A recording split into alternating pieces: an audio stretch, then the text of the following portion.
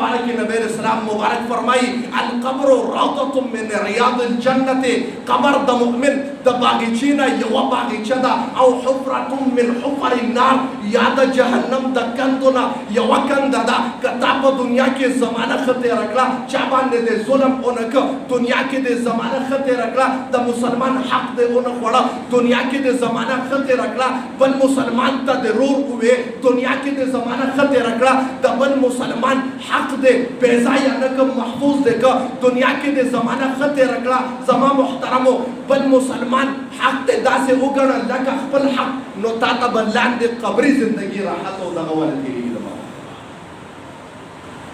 ما اوے کنا سرنگے چھے دمور عالم چھے کم دے دمور دا گیڑے کے کم زمانہ تیرو دا دنیا دا زمانے دا پارا ابتدائی زمانہ دا دا رنگے دا آخرت دا تو دا پارا زمان محترمو ابتدائی زمانہ دا قبر دا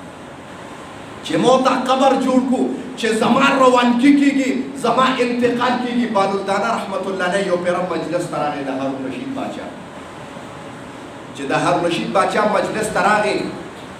هارون رشید باچا ہوتا وی بعنونا ما اوریدلی چه تا زمان خلاف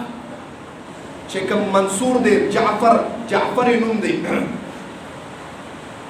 چه تا دا اغا پا موافقت کے زمانہ تیرے او خلق دا اغا خلافت تا تیارے و زمانہ خلافت نے اڑے اغا و توی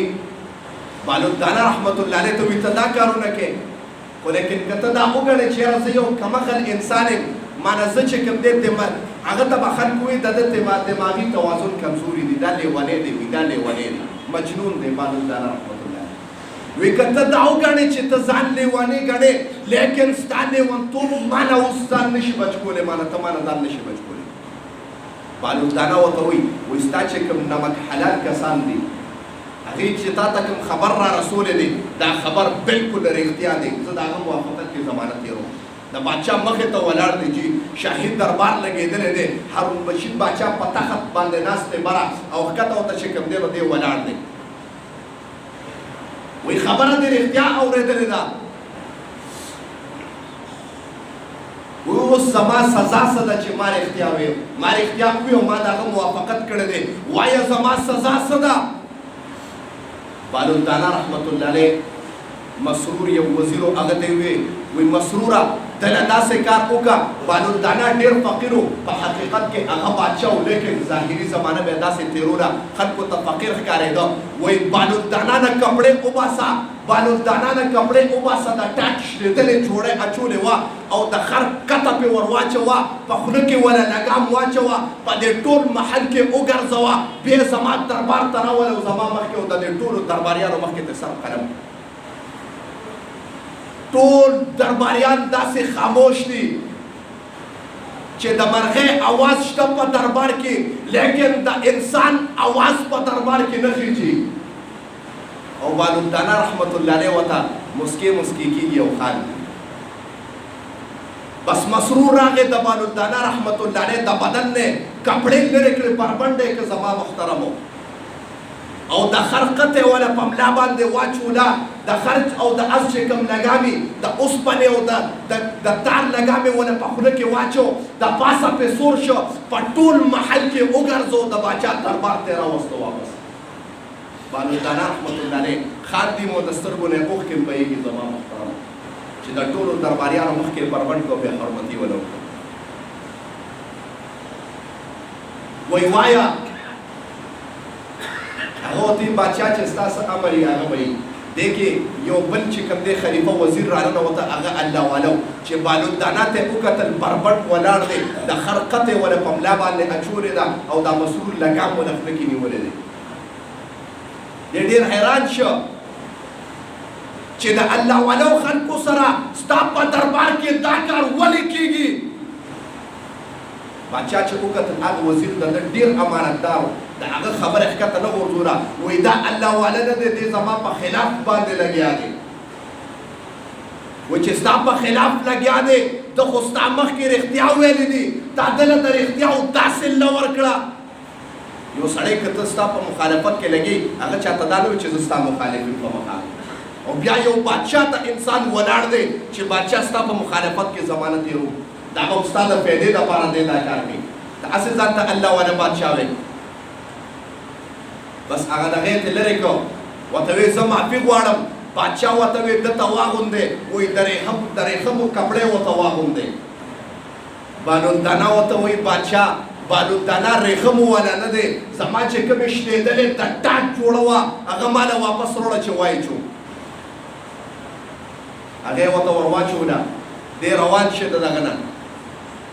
ورته وایي بانودانا ودرېږه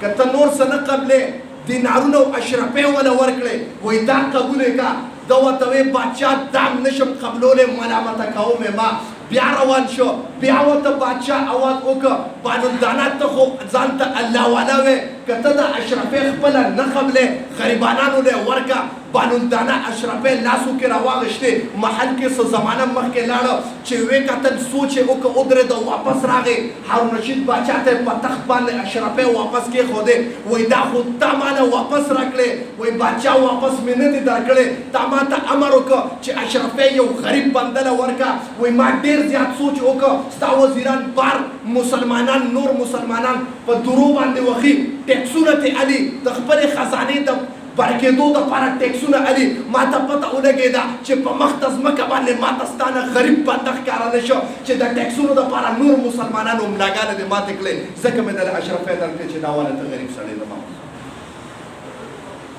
بادشاه داسې ویښته پرې ودرېده چې ما ته دې خیرمار او فقیر وایي تاوی د مسلمانانو ملاګانې ماتې کړې په ټیکسونو باندې ما ته ستا نه سیوا فقیر په مخ د ځمکه باندې نه ښکاره کېږي ته ما ته ټولو نه غریب باندې ښکاره کېږي واله د اشرفې خزانه کې واچوه وزیران ټول حیران دي چې بهی اوس که اوسه پورې معاف کو لیکن اوس به ترې خامخا سر وي ډېره توجه غواړم چې کوم کسان چې ولاړ وي خیر دی ځای ور ورکې کښېنئ اوس پتی وی سر قلمي زما محترمو بس دی روان شي څه مخکې بیا ورته اواز وشو بادشاه ورته وی راشه بادشاه د تخت باندې ناست و داسې ودرېده چې څنګ پې ویښته ولاړو داسې ودرېده ما ته یې خیرمار ووی راویې غوښته ټول وزیران ټوله رعایت چې څومره ده حیران دي چې اوس به ترې خامخا سر وایي زما محترمو راویې غوښته ورته وایي زه ستا نه معافي غواړم ما ته لږ وعظ او نصیحت وکړي زما محترم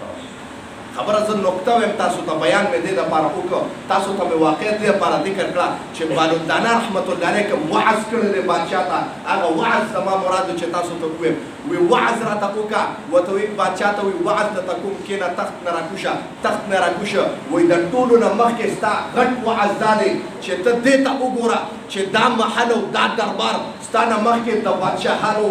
نن هغه بادشاهان د ځمکې لاندې بې بسه پراته دي وس یې نه رسي چې کومه زمانه په نورو بادشاهانو باندې تېره شوې ده داسې زمانه به په تا هم راځي ته د قبر او د آخرت نه وویرېږي لومبۍ وعدې ورکړه زما محترم دویمې ورته دا وویل چې یاره بادشاه ورته وویل زه دې خلکو ته څنګه ښه شم چې دا خلک زما نه خفه ني بانودانا رحمت الله علیه ورته وویل عدل او انصاف والا تله په دربار کې ولګوه چې ستا تله چې کوم دی نو د عدل او انصاف والا لګېدلي چې ستا په دغه کې ستا په دربار کې یو مسلمان باندې بې انصافي ونه شي لکه څنګه چې د نن زمانه کپړې ویستې د هغې وله ورکړه زه دې بربنډ کړم د خلکو مخکې دې ذلیل کړم زمانه د کپړې ویستې دا څه کې د خر قطه دې راباندې واچوله په خوله کې دې راله لګام واچو تا ته پته ده چې زه یو بېګناه مسلمان یم چې ستا په دغه کې داسې عدل نو قسم دی چې د قیامت پر ورځ به رب تا بربنډ کړي د خر قطه به در باندې واچي او لګام به درله واچي فرښتې به در باندې ناستې ګرځوي به زما محترم عدل او انصاف ځان کې قایم کا دا وعظ یې ورته وکړو هغه لاړه هارون رشید باچا ډېره زمانه په تخت باندې ناست و ژړلې زما محترمو خبره مې دې پورې کوله چې د حدیث مفهوم ذکر کوم چې نبی علیه السلام وایي القبر روضة من رياض الجنه دا قبر د جنت د باغچو نه یوه باغچه ده او حفرة من حفر النار یا د جهنم د کندو نه یوه کنده ده زما محترمو چې څه عذاب او سزا ملاویږي تا ته به د قبر کې ملاویږي یو